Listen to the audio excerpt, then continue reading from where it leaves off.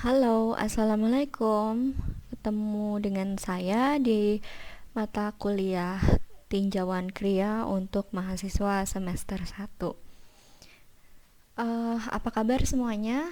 Mata kuliah tinjauan Kria itu seperti yang sudah kita bicarakan mungkin ya di Google Meet, bahwa kita akan menjelaskan apa itu kria, bagaimana unsur-unsurnya dan sebagainya. Jadi kita akan membahas apapun yang berhubungan dengan kria itu sendiri. Sebelumnya kita bertemu dengan saya, nama saya Fairusinta. Kalian bisa panggil saya Fai aja atau bisa panggil Bu Fai. Kita langsung aja ya. Untuk pertemuan pertama, saya akan menjelaskan beberapa hal yang paling mendasar, yaitu tentang Learning Management System atau LMS yang akan kalian pakai selama satu semester ini, kemudian aturan perkuliahan bersama saya, dan materi pertama untuk mata kuliah tinjauan Kria. Yang pertama adalah LMS atau Learning Management System. Mungkin kalian selama satu minggu ini sudah cukup familiar dengan sistem yang baru ini ya, karena kami sebagai dosen juga masih baru dalam menggunakan LMS, jadi kita sama-sama belajar saja. Saya akan berikan materi kuis dan semua aktivitasnya di dalam LMS. Silahkan kalian dibuka minimal satu minggu atau satu pertemuan itu 2 kali atau lebih. Jadi lebih banyak aktivitas di LMS sebenarnya lebih baik, karena aktivitas di LMS tersebut akan dianggap sebagai kehadiran bagi mahasiswa. Yang pertama, di dalam LMS kalian akan melihat setiap pekannya ada satu topik yang saya tampilkan. Yang pertama ada lecture notes, itu udah pasti. Isinya beberapa note PDF dari saya.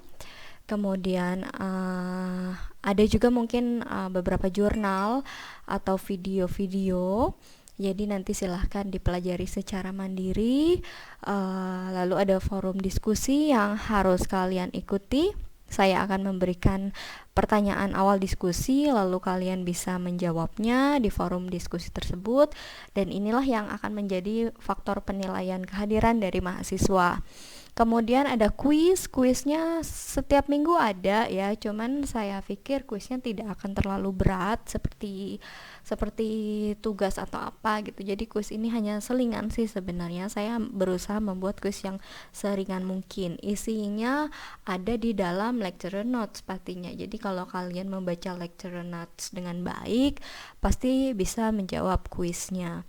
Lalu tugas di sini saya berikan setiap minggu, yaitu berupa review. Jadi setelah kalian membaca lecture notes dari saya, kemudian biasanya kalian harus mereview tugas itu dalam bentuk PDF dan nanti di attach di LMS-nya sendiri. Mungkin sejauh itu dulu tentang LMS-nya.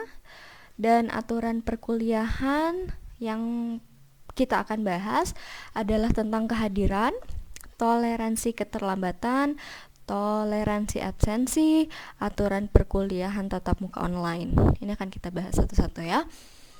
Yang pertama, kehadiran adalah mengikuti perkuliahan di Google Meet ya. Kalau saya sih, kalau di kelas saya biasanya selang-seling, satu kali di Google Meet, kemudian minggu depannya hanya asinkronus saja atau hanya belajar secara mandiri di LMS, tapi tidak menutup kemungkinan kalian untuk berdiskusi dengan saya.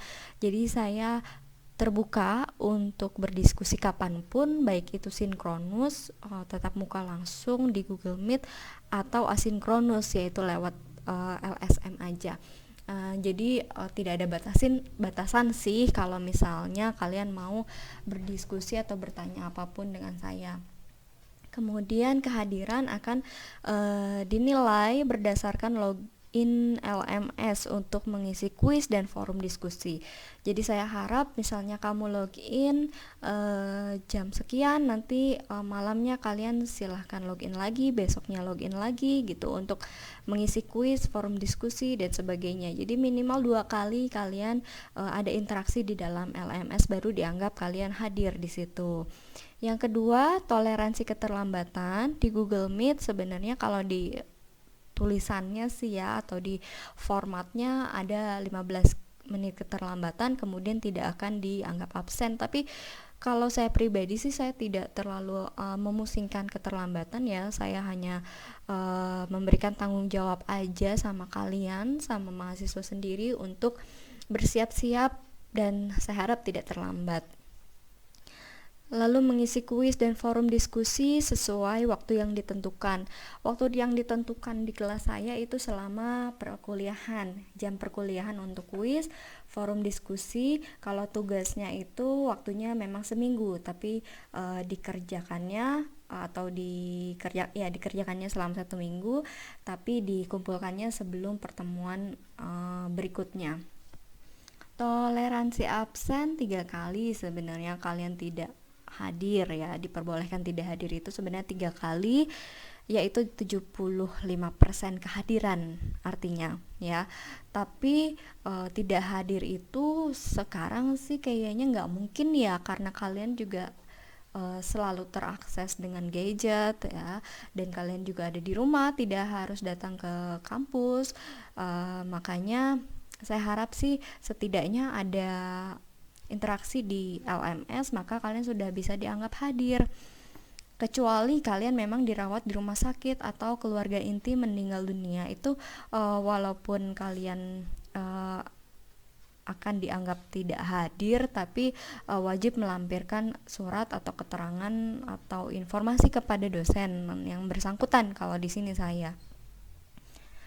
Dan aturan perkuliahan tatap muka online ya, di sini tulisannya balik lagi sih, di formatnya berpakaian sopan dan rapi, tapi kalau saya walaupun di kelas ya waktu perkuliahan secara normal ataupun di sini silahkan berpenampilan atau berpakaian senyaman mungkin.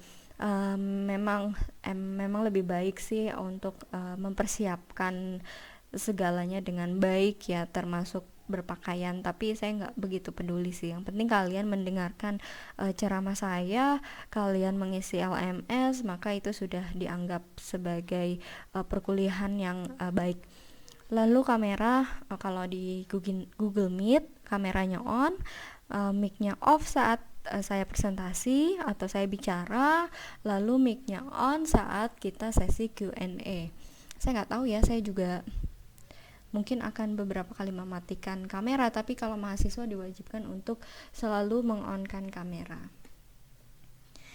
Nah, kalau gitu sekarang kita masuk aja ke materinya, yaitu materi kriya untuk pertama kali. Untuk pengenalan tentang kriya itu sendiri ya, kita mulai dari yang paling dasar atau yang paling basic, yaitu pengertiannya. Nah, secara istilah kata kriya itu memang berasal dari bahasa Sanskerta yang berarti pekerjaan atau perbuatan. Kata kriya dalam bahasa Inggris sebenarnya disepadankan dengan craft atau kerajinan, padahal sebenarnya itu nggak sama. Dalam bahasa Inggris, kata yang berhubungan dengan makna kriya ditemukan dalam arti handicraft, bukan craft saja, yang berarti pertukangan atau keprigelan atau keterampilan tangan. Keterampilan dalam bahasa Inggris disebut dengan craftsmanship. Berbeda dengan kerajinan, kriya tidak hanya sekedar mengandalkan keterampilan tangan saja, melainkan terdapat unsur-unsur penting lainnya. Ini yang akan kita bahas mungkin ke depannya, tidak saat ini ya. Kita akan bahas di minggu-minggu selanjutnya. Nah, definisi kriya menurut para ahli yang pertama adalah S.P. Gustami, yaitu salah satu seniman kriya dari Indonesia. Menurut beliau, sebuah karya seni yang unik, ya, kriya adalah sebuah karya seni yang unik dan memiliki karakteristik serta di dalamnya mengandung pula muatan nilai sosial kultural yang mendalam. Ini tentu menyangkut tentang filosofis, estetik, dan juga simbolik, yang dalam perwujudannya didukung pula oleh kemantapan dan kecermatan teknik sehingga mencapai kualitas adiluhung atau seni yang berkualitas tinggi. Kemudian menurut ahli Sugeng Tokyo, ya, ini juga salah satu seniman kriya Indonesia dan juga ahli dari ragam hias. Kriya merupakan hasil dari kegiatan manusia yang berkaitan dengan barang-barang yang memiliki guna untuk memenuhi kebutuhan hidup manusia. Kriya merupakan suatu kegiatan yang melibatkan pemakaian bahan dan alat serta memadukan kemahiran menggubah dan penguasaan atas bahan dan alat menjadi barang-barang yang memiliki daya guna. Dan yang terakhir, menurut Timbul Raharjo, seorang seniman dari Yogyakarta, seni kriya adalah cabang seni yang menekankan pada keterampilan tangan yang tinggi dalam proses pengerjaannya. Jadi bukan asal mengerjakan, tapi juga butuh pengerjaan yang rumit, ya, yang butuh keterampilan tangan gitu. Dan dalam arti khusus, kriya adalah mengerjakan sesuatu untuk menghasilkan benda atau objek yang bernilai seni. Oke, sampai sini saya harap kalian semua bisa mengerti apa itu kriya dari definisi para ahli, ya. Sekarang kita lanjutkan. Kriya itu merupakan sebuah perpaduan antara unsur seni dan desain. Ya, kita sudah membahas atau akan membahas seni dan juga desain di mata kuliah PSSR DKIK yang panjang itu nama mata kuliahnya, ya. Lalu kriya itu sebenarnya ada di antaranya. Jadi posisi kriya itu ada di antara seni dan juga desain. Seni dan desain, lalu bagian yang beririsannya itu adalah kriya. Di mana semuanya sebenarnya sangat penting untuk dipelajari gitu. Irisan pada wilayah seninya sendiri, ya. Kriya diwakili dengan muatan estetis. Muatan estetika yang tinggi berupa keindahan secara nilai dan makna baik secara filosofi maupun simbolik yang menjadikannya bernilai seni yang tinggi atau seni yang luhur. Jadi persamaannya dengan seni adalah kriya itu juga memiliki keindahan dan memiliki makna filosofis ataupun simbolis yang sangat tinggi yang membuatnya menjadi bagian dari karya seni. Tapi juga di satu sisi kriya juga ada bagian dari desain, yaitu keterpakaiannya sebagai produk fungsional. Jadi walaupun dia estetis, walaupun dia punya kerumitan yang tinggi, tapi dia bisa dipakai atau bisa difungsikan. Sebuah produk kriya harus merupakan sebuah produk yang memiliki peruntukan yang jelas, yang berorientasi pada upaya memenuhi kebutuhan hidup manusia, sehingga fungsi produk kriya bersifat objektif dan memiliki tujuan yang jelas untuk digunakan sebagai apa. Jadi kalau misalnya sebuah benda itu bernilai estetis tinggi tapi tidak bisa digunakan, berarti itu tidak termasuk kriya, ya. Tapi kalau benda itu bisa digunakan tapi sangat simpel, itu juga bukan kriya, ya. Kalau bernilai estetis filosofis tapi tidak bisa digunakan, itu masuknya ke arah seni.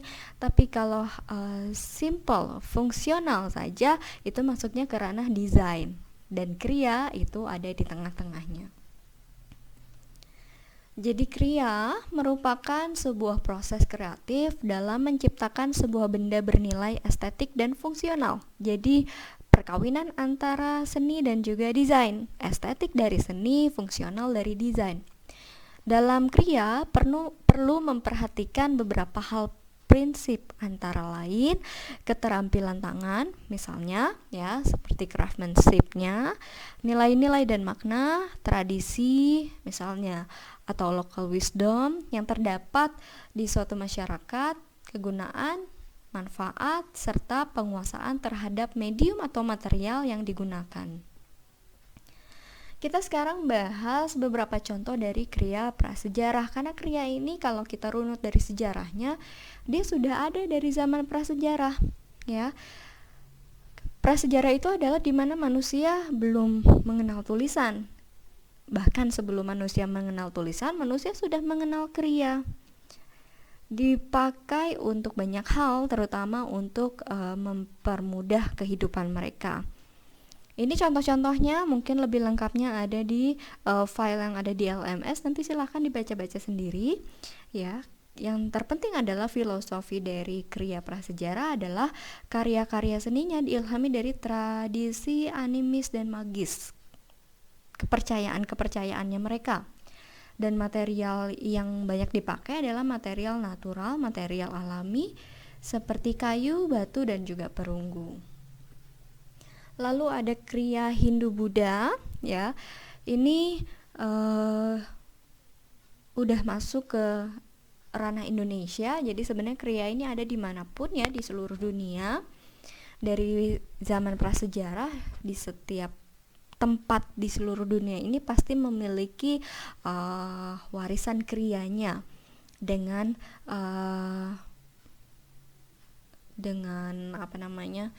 keunikan tersendiri dari wilayah tersebut, dan kita akan fokus pada kriya yang ada di Indonesia. Setelah prasejarah kita masuk ke Hindu-Buddha kalau di Indonesia, ya. Bisa dilihat contohnya. Bentuk karya seni kriya Hindu-Buddha biasanya berbentuk bunga teratai atau padma, yaitu simbol dari singgasana ketuhanan yang paling tinggi atau kelahiran seorang Buddha, serta pusat energi yang suci dan keramat. Lalu ada juga swastika yang melambangkan energi, ya. Ada juga klamakara atau kinara. Nah, untuk mengetahui istilah-istilah yang saya sebutkan tadi, kalian bisa langsung membaca di materi di LMS-nya. Setelah Hindu-Buddha, kita masuk ke kriya Islam, di mana ini agama Islam sudah masuk ke Indonesia, ya, di abad ke-13 Masehi. Bentuk karya seni kriya biasanya berupa wayang, keris, makam, batu nisan, kaligrafi Arab, kain bendera, dan kain batik misalnya. Seni bangunan masjid, pintu gerbang masjid maksudnya, dinding mihrab, langit-langit, mimbar, dan istana-istana kerajaan Islam. Ragam hias ukiran dari pola kriya Islami itu biasanya berupa tumbuhan, pola geometris, dan selalu terlihat menjadi hiasan saja, dan menghindari juga bentuk-bentuk makhluk hidup, mungkin karena ada aturan dan sebagainya yang terikat pada agama Islam, sehingga sangat menghindari bentuk-bentuk makhluk hidup. Kira-kira seperti itu. Ini yang paling penting dari pertemuan pertama, tapi materi yang lain sebenarnya ada lagi, seperti apa sih perbedaan kriya dengan kerajinan, atau istilah-istilah yang ada di dalam kriya.